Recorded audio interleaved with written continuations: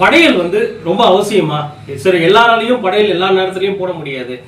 வந்து வீட்டில் இருக்கும்போது வந்து படையல் வந்து சுவாமிக்கு ரொம்ப அவசியமா? படையல் அவசியமா அப்படின்னு கேட்டால், அந்த காலத்தில் வந்து சித்தர்கள் வந்து தன் மீது பார்த்தீங்கன்னா கரியான் புற்று கட்டும் அளவிற்கு அமர்ந்து தியானம் பண்ணாங்கன்னு புராணங்கள் சொல்லப்படுது. அதேமாதிரி இதிகாசம் சொல்லப்படுது. பழைய காலத்து படத்தைங்களை பார்த்தீங்கன்னா சொல்லுவாங்க. இப்போ வந்து பார்த்தீங்கன்னா படையல் ஏன் அப்போ வந்தது அப்படின்னு கேட்டிங்கன்னா, ஒரு குலதெய்வம் அப்படின்னு பார்த்தீங்கன்னா ஒரு ஊர்லேருந்து நம்ம அந்த காலத்தில் வந்து லைட் வெளிச்சம் கிடையாது, போக்குவரத்து கிடையாது.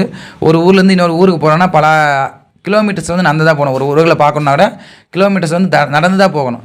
அப்போ நடந்து போகும்போது ஊர் எல்லையில் இருக்கும்போது பார்த்தீங்கன்னா அந்த ஊர் எல்லை காவல்காரன் ஒருத்தர் இருப்பான். ஏன்னா நம்ம தனியாக உக்காந்தோம்னா அந்த பொருட்களை வந்து பறிச்சுன்னு போயிடுவாங்க. தன்னுடைய ஆடு மாடு எந்த பொருளாக இருந்தால் பறிச்சுன்னு போயிடுவாங்க. அப்போ அந்த பறிச்சுன்னு போயிடக்கூடாதுன்றதுக்காக அந்த எல்லையில் போய் அமர்ந்துட்டு அந்த எல்லை காவல்காரன் முன்னாடி பார்த்தீங்கன்னா சமைப்பாங்க. சமைச்சிட்டு அந்த காவல்காரன் வீரமாக சண்டை போடணுமே அப்படின்றக்காக அவனுக்கு அந்த அந்த வெட்டி சாப்பிட்ற அந்த அந்த அவங்களுக்கு உணவுன்னு பார்த்தீங்கன்னா அவங்களுக்கு இருக்கக்கூடிய தானியங்களும் அதுக்கப்புறம் பார்த்தீங்கன்னா அந்த வளர்க்கக்கூடிய உயிரினங்கள் தான்.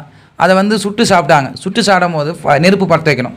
நெருப்பு பற்ற வச்சுட்டு அந்த ரத்தம் அந்த வீரமாக சண்டை போடணும், வரங்கள்லாம் சண்டை போடணும்னா அப்போ சண்டை ரத்தம் வந்து வலுவாக இருக்கணும் அப்படின்றக்காக அந்த ரத்தத்தை வந்து அவனுக்கு பொறிச்சு கொடுத்தாங்க. அது நாளடைவில் பார்த்தீங்கன்னா அவனுக்கு வந்து அவன் இறந்துருப்பான், அதோட பையனும் இருப்பான், இல்லை வந்து காவல்காரன் இல்லாமல் போயிருப்பான். அப்போ வந்து அந்த காவல்கார ஞாபகமாக பார்த்தீங்கன்னா நெருப்பு கொளுத்திட்டு அந்த ரத்தத்தை வந்து அவனுக்கு பச்சை ரத்தமாக கொடுக்க ஆரம்பித்தாங்க. அதுக்கப்புறம் பார்த்தீங்கன்னா அவர் தான் வந்து காவல் தெய்வங்கள்னு சொல்கிறோம். ஊர் காவல் தெய்வம், குலதெய்வம்னு சொல்கிறோம். குலத்தை காத்ததால் குலதெய்வம். அவருக்கு ஞாபகமாக பார்த்தீங்கன்னா அந்த ரத்தத்தை விட்டு போனாங்க. இன்றைக்கி வந்து சாமிக்கு வந்து ரத்தம் கொடுத்துருக்கோம்னு நினச்சிட்டு இருக்கோம்.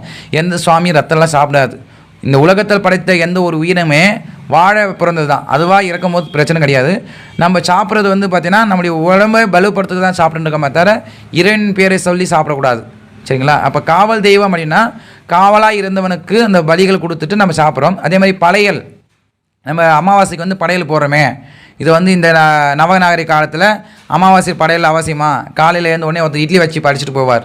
அப்படி இட்லி வச்சு படிக்கிறது, இல்லை நம்ம பிரிஞ்சி வச்சு சாப்பிட்றது, அப்புறம் பிரியாணி வச்சு போகிறது, இதெல்லாமே பார்த்திங்கன்னா இன்றைய நடைமுறையில் அது அறிவியல் பூர்வமான விஷயமா இல்லை சாமிக்கான விஷயமானா கண்டிப்பாக கிடையாது.